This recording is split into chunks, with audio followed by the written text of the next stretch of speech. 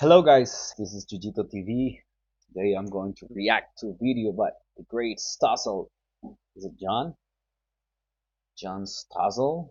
That's right, John Stossel. It's called COVID, Don't Let Them Off the Hook. Let's see what he has to say. New guidelines for every American to follow over the next 15 days. Stay at home, that is the order tonight. Stay home. We can flatten the curve. We had 15 days to slow the spread, we were told. 100% of the workforce must stay home. Now, I was already skeptical of government command and control, but I was still surprised at how authoritarian many politicians were eager to be. That's right, and that's what Jordan B. Peterson said, that coincidentally, the virus came from China. Or allegedly came From China. in the West, started copying China's policies. So it's like there's this disease going around, and the solution seems to be authoritarian policies. We lock everyone down because we don't trust anyone. When the pandemic emerged, the totalitarians acted first in a totalitarian way, which is, well, why don't we just lock everyone down? And then in our herd-like panic in the West, we immediately imitated them. That's the spread of a pathogen too, right? That's the spread of a totalitarian pathogen of ideas.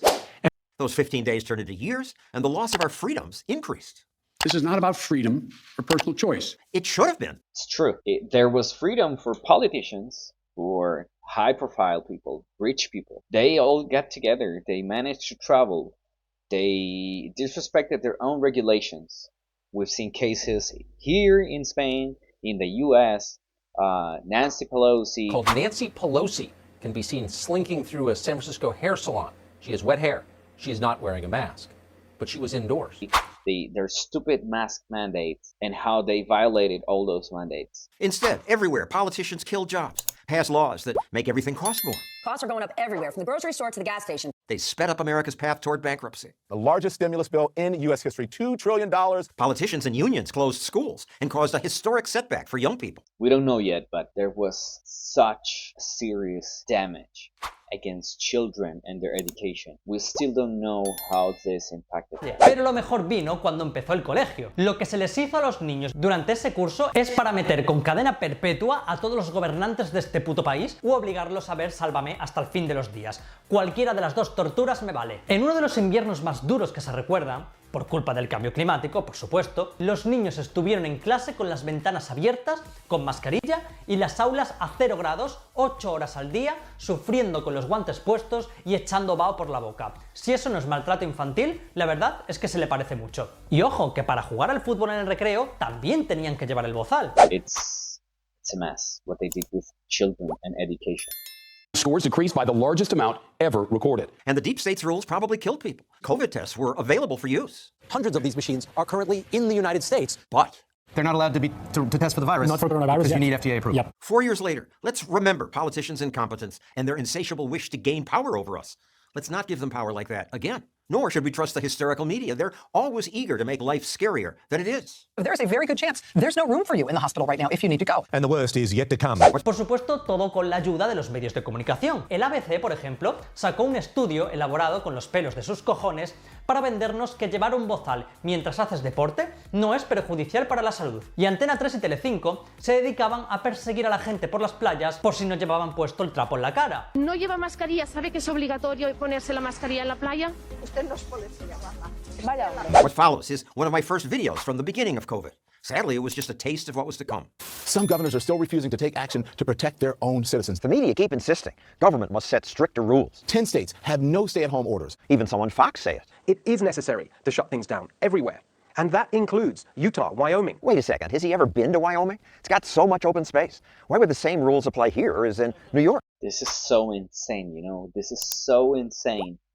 When everywhere in the world, mask mandates were already part of the past. Here in Spain, we were forced to wear masks, even if you were outdoors, even if you were alone. Se le ocurrió imponer el bozal al aire libre, una herramienta sanitaria que jamás, salvo en ciertos casos, ha sido usada fuera del ámbito hospitalario, pero que a los políticos de repente se les ocurrió que podía usarse en la calle, un lugar con una probabilidad de infección similar a la probabilidad de que te toque el euromillón 2 veces seguidas. Y así estuvimos un año, como auténticos idiotas, llevando un trapo en la cara por la calle. That was so stupid that didn't make any sense at all. And all of a sudden, now we realize that, politicians are involved in the selling of masks. They still have masks up in a storage in the Balearic Islands. So this was insane, It was all about controlling. It was all about forcing us to comply, just to test how far we would obey.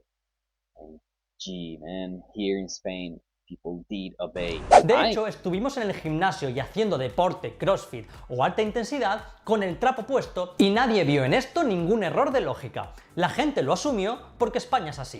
I include myself. I include myself. For the first part of it, I was like, yeah, we need to do this and that. But then, what really didn't make sense and was like eye-opening for me was like when we started traveling in 2021, like you had to wear your mask throughout the whole flight. So we took an 8.5, 9-hour flight. And you're like, okay, you're safe, you're protected by the mask. But then when food comes, everyone takes their mask off at the same time. Where's the protection? Where does protection go? So I told my wife, like, so is it that at this time, like the virus takes a break while we all have lunch, while we all have this food, and then he comes back when we put the mask on? So I told that, and I remember that we were with her family, and when we finished, our gathering, I asked her, like, did I sound like a crazy guy? Because they looked at me, and I felt, like what I was saying was not landing well with them. So it's insane how they impose stupid, very stupid regulations. It's creepy how some people are so eager to have authorities boss us around. Police departments now monitor people with drones. This is the Volusia Sheriff's Office. Please adhere to social distancing guidelines. That's true. We had it here in Valencia. We had a helicopter, a chopper, not fighting crime, not going, after drug traffickers. No. They were chasing an individual who wanted to go and who was alone at the beach. That was insane. Now some people are saying enough. These people are protesting North Carolina's stay-at-home order. I feel that my rights have been completely removed. On Twitter, the police declared protesting is a non-essential activity, and they arrested... Wrong. I know this is early in the pandemic stages, but when BLM broke out, protests were allowed.